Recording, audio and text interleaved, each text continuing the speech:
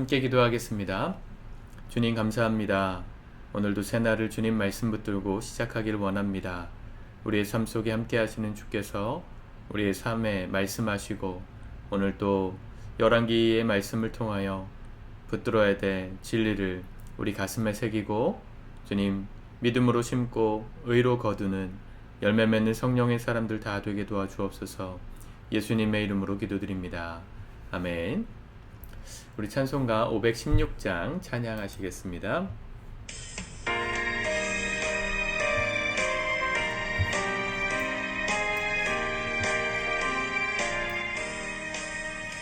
옳은 길 따르라 의의 길을 세계 만민의 참된 길 이 길 따라서 살기를 온 세계에 전하세 만 백성이 나갈 길 어두운 밤 지나고 동튼다 환한 빛 보아라 저 빛 주 예수의 나라 이 땅에 고독했네 오겠네 주 예수 따르라 승리의 주 세계 만민이 나가 길과 진리요 참 생명 내 창검을 부수고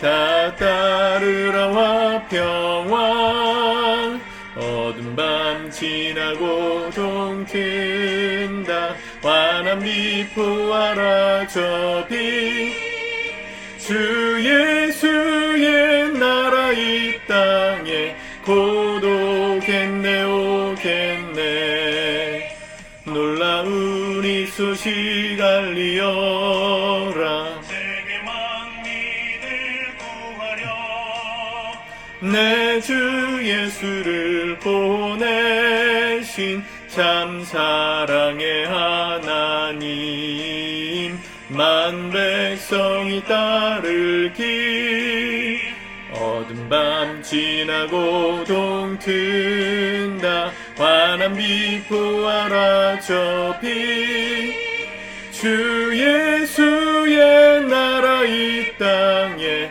고독했네 오겠네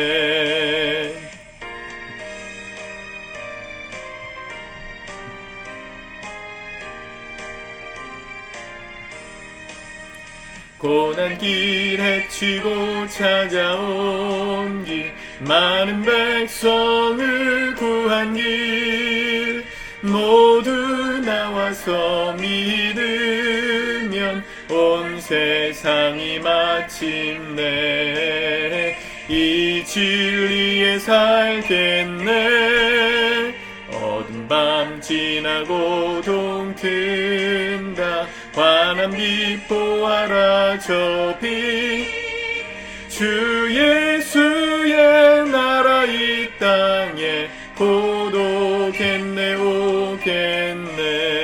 오겠네 아멘.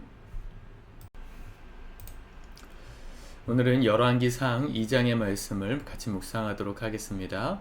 말씀을 먼저 읽으시고 영상을 이어보시면 좋겠습니다. 1절부터 3절까지 먼저 볼까요? 다윗이 죽을 날이 임박함에 그의 아들 솔로몬에게 명령하여 이르되 내가 이제 세상 모든 사람이 가는 길로 가게 되었노니 너는 힘써 대장부가 되고 내 하나님 여호와의 명령을 지켜 그 길로 행하여 그 율법 그 법률과 계명과 율례와 증거를 모세의 율법에 기록된 대로 지키라. 그리하면 내가 무엇을 하든지 어디로 가든지 형통할지라. 아멘. 다윗이 이제 죽을 날이 되어서 유언을 남깁니다. 어제 나단 선지자와 바세바 어머니를 통해서 이 솔로몬을 왕으로 세웠던 다윗, 마지막 솔로몬에게 남겼던 유언의 첫 마디는 힘써 대장부가 되라는 말씀이었습니다. 남자답게 되라 이런 말이기도 하지만 대장부가 된다는 말은 마음을 강하게 하고 담대히 하라는 것입니다. 어디서 많이 들어본 말씀이시죠? 여호수아가 모세의 뒤를 이어서 가나안 땅에 들어가는 지도자가 될 때 그때 하나님께서 여호수아에게 직접 들려주셨던 말씀이 뭐예요? 너는 마음을 강하게 하고 담대히 하라. 그리고 하셨던 말씀이 뭐예요? 주야로 여호와의 말씀을 묵상하여 좌로나 우로나 치우치지 말라. 그 말씀을 하셨어요. 똑같은 얘기를 지금 다윗이 하는 겁니다. 하나님의 사람이 살아가는 기준은 똑같습니다. 언제나 말씀이 중심이고 또 그 말씀을 붙들고 마음을 지키면서 사는 거예요. 여러분, 마음이 무너지면 다 무너지는 겁니다. 그래서 마귀는 항상 우리의 마음을 공격하죠. 우리의 마음의 구성 요소가 뭐예요? 감정과 생각이잖아요. 감정과 생각 두 가지, 이 두 가지가 우리가 영적으로 공격받는 통로인데 무엇이 더 공격받기 좋을까요? 감정입니다. 감정은 통제가 어렵기 때문이에요. 갑자기 울 수 있습니까? 갑자기 막 하나도 아무런 일도 없는데 막 껄껄껄 웃을 수 있나요? 감정은 우리에게 어떤 자극이 있을 때 주어지는 반응이죠. 근데 그 반응을 우리가 인위적으로 만들기는 어려워요. 그러나 생각은 우리가 바꿀 수 있어요. 우리가 통제할 수 있어요. 그래서 마귀는 감정으로, 우리가 통제하기 어려운 감정으로 우리에게 침투하지만 우리가 그걸 대적할 수 있는 방법은 뭡니까? 감정을 지키려고 노력하면 언제나 집니다. 감정은 날마다 달라지니까요. 날마다 흔들리니까요. 근데 그걸 우리가 통제할 수 없다면 통제할 수 있는 생각을 통제하는 거예요. 우리가 생각하는 것, 바라보는 것, 이 상황에 대한 해석, 그걸 어떻게 하느냐에 따라서 우리가 우리의 생각, 우리의 마음을 지킬 수 있습니다. 어떤 상황이 내게 벌어졌다. 감정이 될 수 있죠. 근데 그 감정에 우리가 휘둘리지 마시고 생각을 통제하는 겁니다. 이 상황에 대해서 하나님의 뜻을 묻고 부정적인 생각이 들 때 긍정적인 생각으로 바꾸고 주님이 주시는 생각으로 믿음으로 선포하면서 승리를 말할 때 우리의 삶에 이 마음을 지킨 대장부 같은 삶이 될 수 있죠. 그래야 말씀을 따라 걸어갈 수 있습니다. 감정을 따라가면 하나님의 말씀이 아무리 진리라고 알아도 따라가기 어려운 날이 있어요. 감정으로 무너지는 날이 있으니까. 그래서 생각으로 이 진리를 붙드는 겁니다. 하나님의 말씀이 언제나 나에게 유익하지. 이 말씀대로 심으면, 진리대로 심으면 반드시 의로 거두지. 이 말씀을 우리가 생각하면서 따라가는 거예요. 그렇게 하면 무엇을 하든지 어디로 가든지 형통할 거다.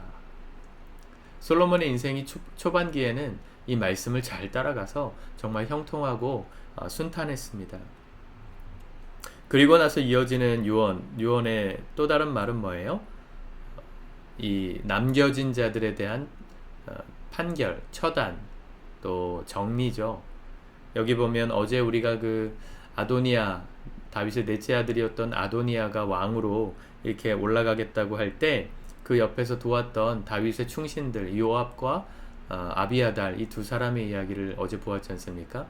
이 두 사람에 대한 심판, 처리를 어떻게 할 것인가를 설명합니다. 5절에 보세요.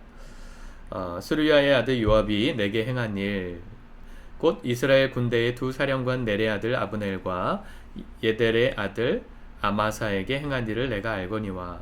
아브넬은 누구냐면 사울의 군대 장관이었죠. 그래서 사울이 전장에서 죽고 이제 나라를 다윗이 수습할 때 이 아브넬이 등장해요. 그 사울 진영의 최고 지도자가 되었죠.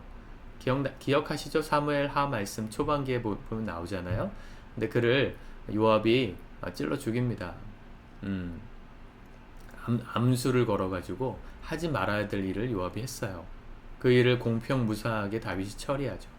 어쨌든 그런 일이 있었고, 아마사, 그에게 행했던 일을 알거니와. 그가 그들을 죽여 태평시대에 전쟁의 피를 흘리고 전쟁의 피를 자기 허리에 띤 띠와 발에 신은 신에 묻혔으니 내 지혜대로 행하여 그의 백발이 평안히 소울에 내려가지 못하게 하라.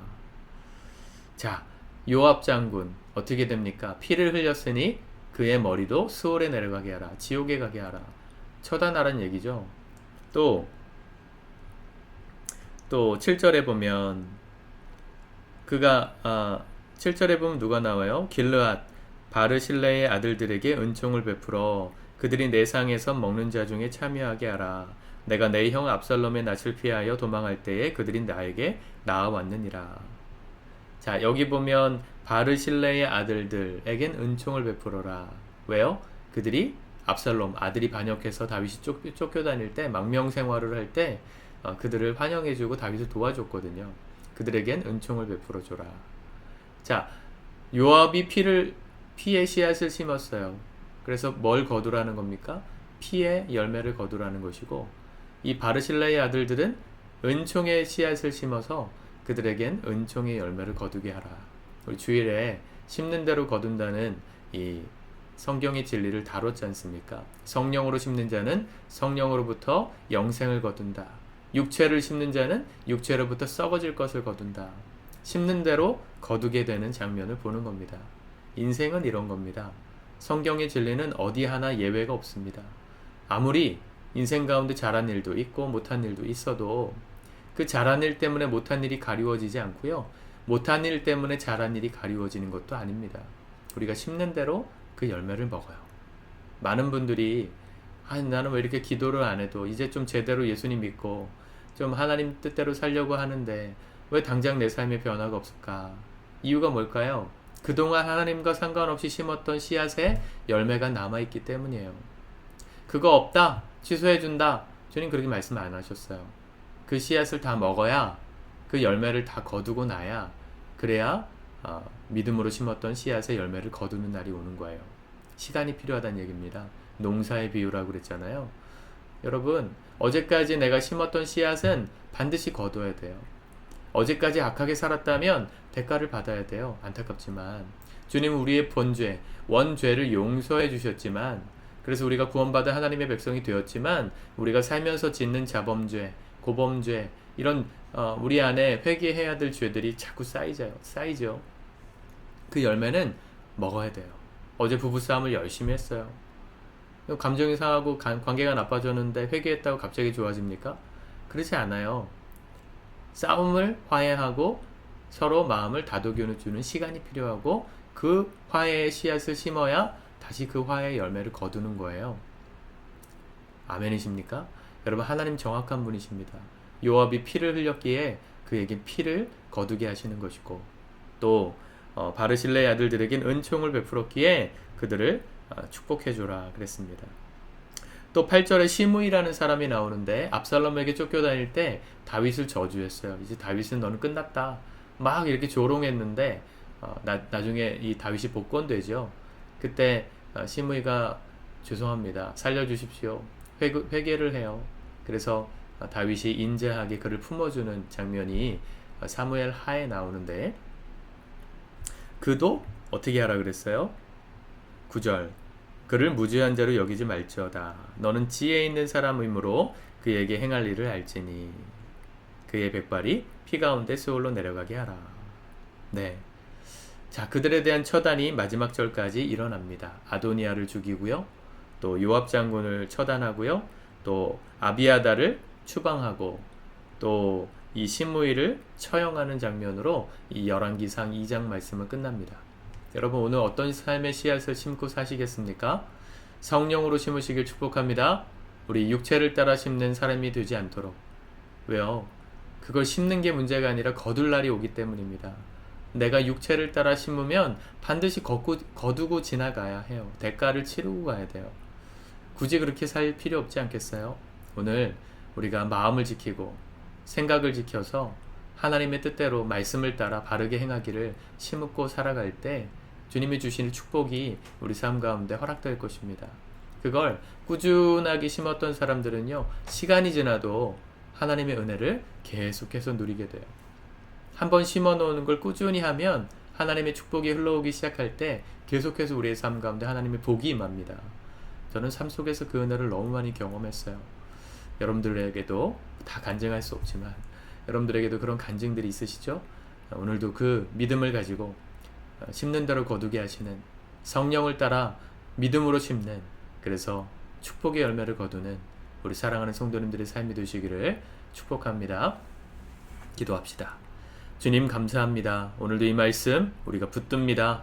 말씀하시는 주님의 우리의 지혜가 되시고 길이 되시고 힘이 되셔서 우리의 삶 가운데 축복의 열매를 가득 거둘 수 있도록 오늘도 믿음으로 성령으로 심으며 살게 도와주옵소서.